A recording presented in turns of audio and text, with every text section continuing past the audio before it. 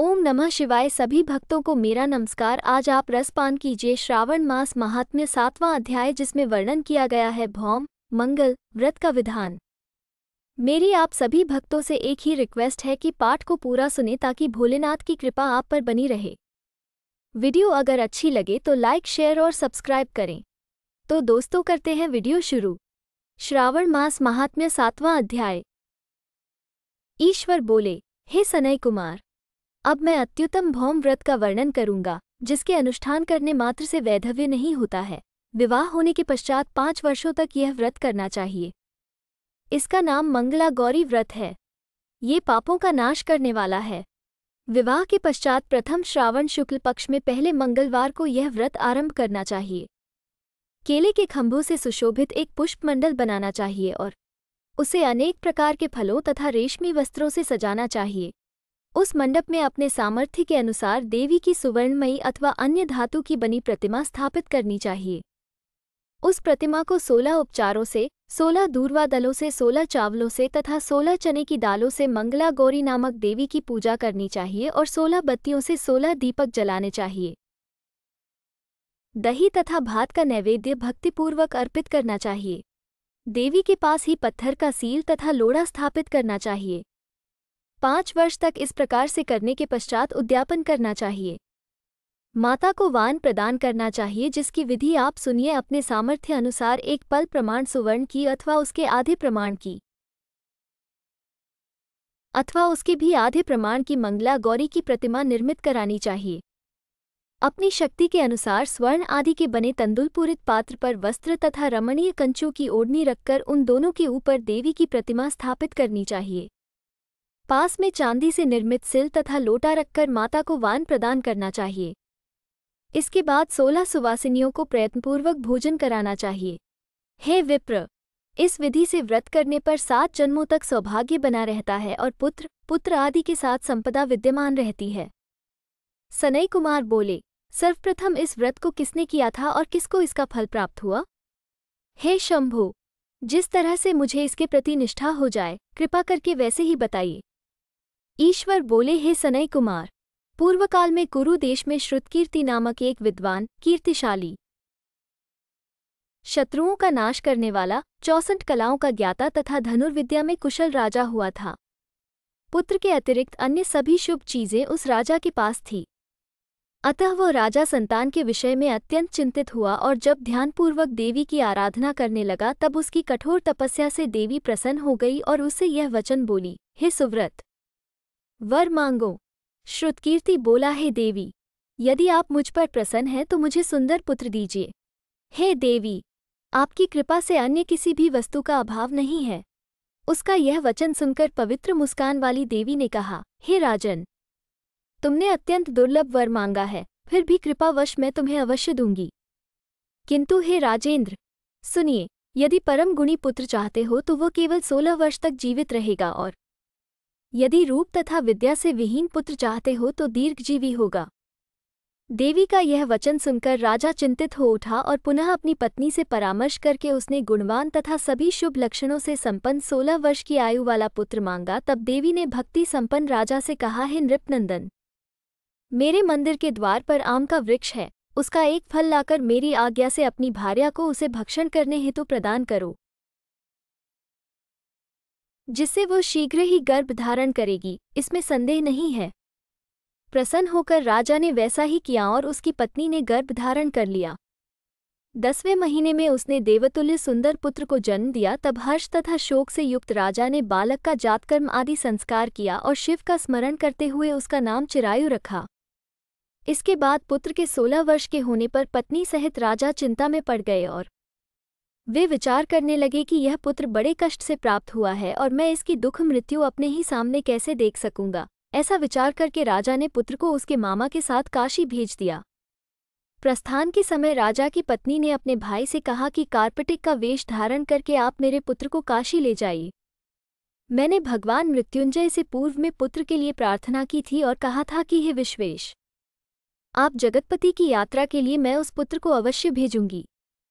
अतः आप मेरे पुत्र को आज ही ले जाइए और सावधानीपूर्वक इसकी रक्षा कीजिएगा। अपनी बहन की यह बात सुनकर भांजे के साथ वह चल पड़ा। कई दिनों तक चलते चलते वो आनंद नामक नगर में पहुंचा। वहां सभी प्रकार की समृद्धियों से संपन्न वीरसेन नाम वाला राजा रहता था। उस राजा की एक सर्वलक्षण संपन्न, युवावस्था प्राप्त, मनोहर तथा रूपलावण्यमयी मंगलागौरी नामक कन्या थी। सभी उपमानों को तुच्छ करके सौंदर्य अभिवृद्धि को प्राप्त वह कन्या किसी समय सखियों के साथ नगर के उपवन में क्रीड़ा करने के लिए गई हुई थी। उसी समय वह चिरायु तथा उसका मामा वे दोनों भी वहां पहुंच गए और उन कन्याओं को देखने की लालसा से वही विश्राम करने लगे। इसी बीच विनोदपूर्वक क्रीड़ा करती हुई उन कन्याओं में से किसी एक ने कुपित होकर राजकुमारी को रांडा ये कुवचन कह दिया। तब उस अशुभ वचन को सुनकर राजकुमारी ने कहा, तुम अनुचित बात क्यों बोल रही हो? मेरे कुल में तो इस प्रकार की कोई नहीं है। मंगला गौरी की कृपा से तथा उनके व्रत के प्रभाव से विवाह के समय जीव इसके सर पर मेरे हाथ से अक्षत पड़ेंगे। हे सखी, वो यदि अल्प आयु वाला होगा तो भी चिरंजीवी हो जाएगा। इसके बाद वो सभी कन्याएं अपने अपने घर चली गई। उसी दिन राजकुमारी का विवाह था। बाहलिक देश के दृढ़धर्मा नामक राजा के सुकेतु नाम वाले पुत्र के साथ उसका विवाह निश्चित किया गया था। वो सुकेतु विद्याहीन, कुरूप तथा बहरा था। तब सुकेतु के साथ आए हुए उन लोगों ने विचार किया कि इस समय कोई दूसरा श्रेष्ठ वर ले जाना चाहिए और विवाह संपन्न हो जाने के बाद वहां सुकेतु पहुंच जाए। उन लोगों ने चिरायु के मामा के पास जाकर याचना की कि आप इस बालक को हमें दे दीजिए, जिससे हमारा कार्य सिद्ध हो जाए। इस पृथ्वी पर परोपकार के समान दूसरा कोई धर्म नहीं है।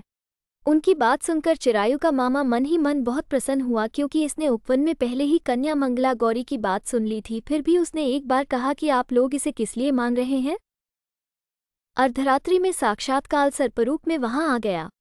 इसी बीच संयोगवश राजकुमारी जाग गई। उसने उस महासर्प को वहां देखा और वह भय से व्याकुल होकर कांपने लगी। तभी उस कन्या ने धैर्य धारण 16 उपचारों से सर्प की पूजा की और पीने के लिए उसे दूध दिया। उसने दीनता भरी वाणी में उस सर्प की प्रार्थना तथा स्तुति की। मंगलागौरी प्रार्थना करने लगी कि मैं उत्तम व्रत को करूंगी जिससे मेरे पति जीवित रहें।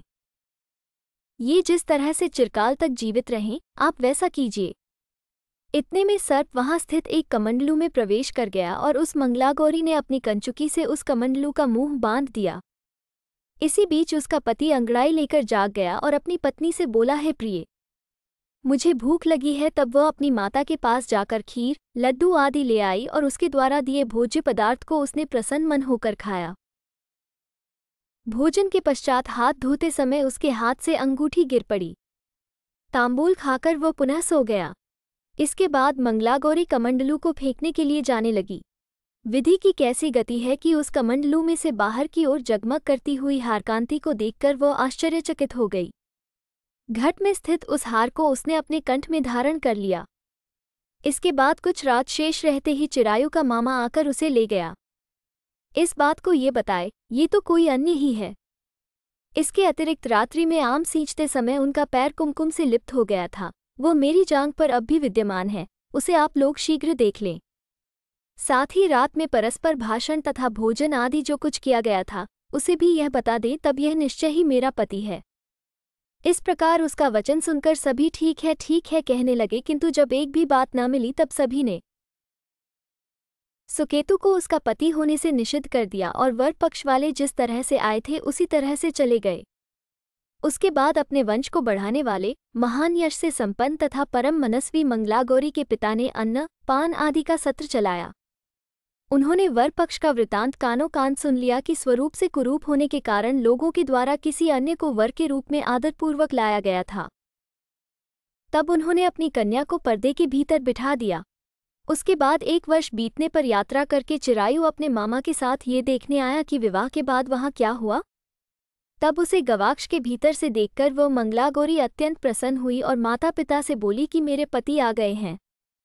राजा ने अपने सुहृजनों को बुलाकर पूर्व में कहे गए सभी परिचायकों को निशानी को देखकर मंद मुस्कान वाली अपनी कन्या चिरायु को सौंप दी। राजा ने शिष्टजनों को साथ लेकर विवाह का उत्सव कराया। इसके बाद राजा वीरसेन ने वस्त्र, आभूषण आदि, सेना, घोड़े, रथ और अन्य भी बहुत सी सामग्रियां देकर उन्हें विदा किया। उसके बाद कुल को आनंदित करने वाला वह चिरायु पत्नी तथा मामा को साथ लेकर सेना के साथ अपने नगर पहुंचा। लोगों के मुख से उसे आया हुआ सुनकर उसके माता पिता को विश्वास नहीं हुआ। उन्होंने सोचा कि प्रारब्ध अन्यथा कैसे हो सकता है। इतने में वह अपने माता पिता के पास आ गया और स्नेह से परिपूर्ण व चिरायु भक्तिपूर्वक उनके चरणों में गिर पड़ा। तब अपने पुत्र का मस्तक सूंघकर उन दोनों ने परम आनंद प्राप्त किया। पुत्रवधू मंगलागौरी ने भी सास ससुर को प्रणाम किया। तब सास उसे अपनी गोद में बिठाकर सारा वृतांत शीघ्रतापूर्वक पूछने लगी। हे महामुने! तब पुत्रवधू ने भी मंगलागौरी के उत्तम व्रत महात्म्य तथा जो कुछ घटित हुआ था वह सब वृतांत बताया। हे सनय कुमार! मैंने आपसे इस मंगलागौरी व्रत का वर्णन कर दिया। जो कोई भी इसका श्रवण करता है अथवा जो इसे कहता है उसके सभी मनोरथ पूर्ण हो जाते हैं, इसमें संदेह नहीं है। सूत जी बोले, हे ऋषियों! इस प्रकार शिवजी ने सनय कुमार को यह मंगलागौरी व्रत बताया और उन्होंने सभी कार्यों को पूर्ण करने वाले इस व्रत को सुनकर महान आनंद प्राप्त किया। इस प्रकार श्रीस्कंद पुराण के अंतर्गत ईश्वर सनय कुमार संवाद में श्रावण मास महात्म्य में मंगलागौरी व्रत कथन नामक 7वां अध्याय पूर्ण हुआ। Thank you for watching.